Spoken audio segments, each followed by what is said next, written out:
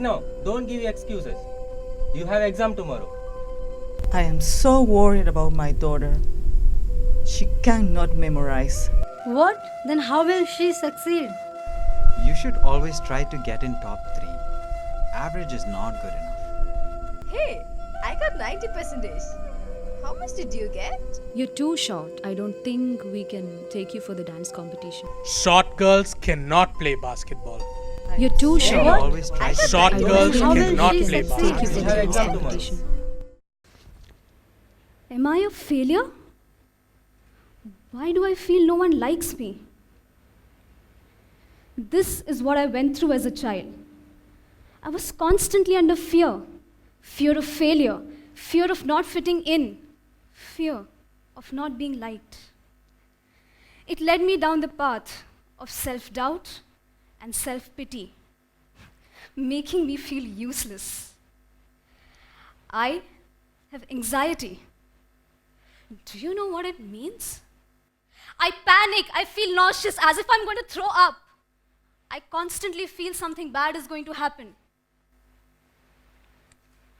Anxiety can lead to depression, breakdowns, school dropouts, and suicidal thoughts. Anxiety is unseen. But hey, here I am today, confident, bold, and comfortable with myself, because I understood how I can work with my anxiety. How did this happen? It was in college when I realized that I do not understand what my professors are teaching me. I was expected to memorize accountancy. Everyone around me would be running to get these books to memorize, but I just couldn't do it. I realized that whatever I do, I'm not going to go beyond 65%. And I said, enough. I started bunking college and volunteering with an organization that worked with children. Children made me really happy. I felt free.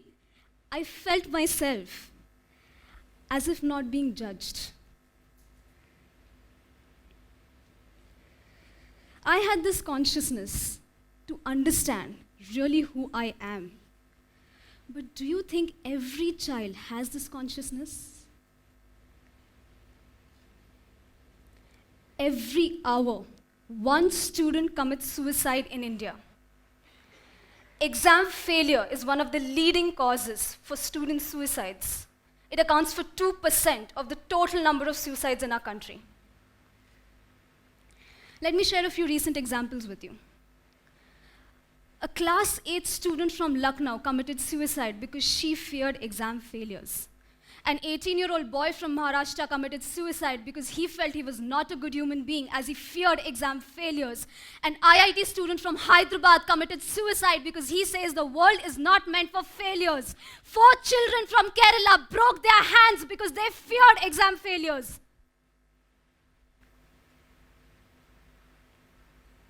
Have we asked ourselves, why is this still happening? According to me, there are 3 main root causes to this anxiety and stress. 1, our grading and standardized tests. 2, our rigid curriculum and methodologies. And 3, our cultural beliefs. Our exams are structured in a manner to understand how much our children can memorize and not how much they learn. The whole purpose of standardized tests is to categorize our children into 3 different boxes. The box of intelligence, the box of average, and the box of failures, so that top universities can pick a box they like. It's generally the intelligence that gets picked up, and the other 2 boxes struggle.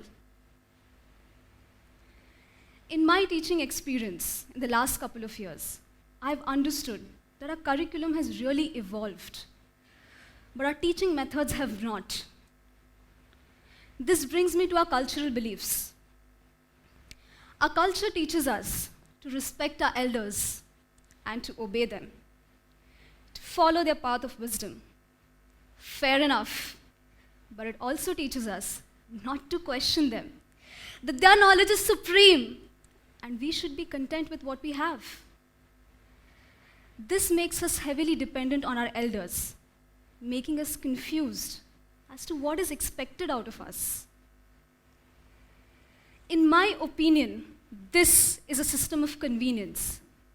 Convenience for universities who can create toppers. Convenience for teachers who can, based on one test, decide the capability of our children.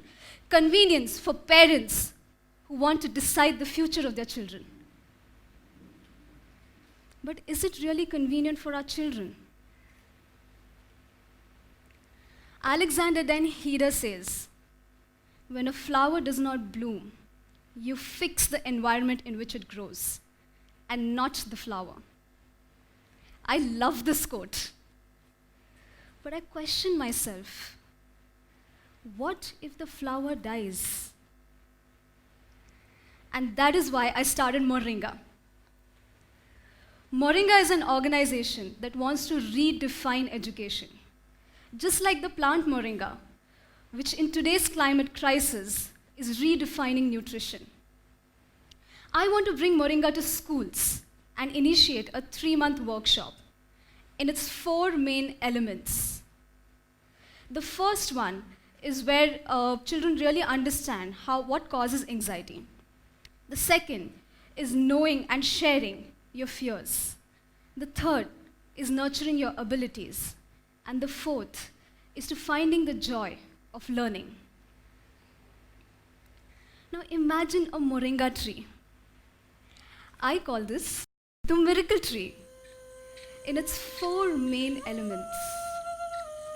The roots going deep into the earth to be grounded and to know who you are.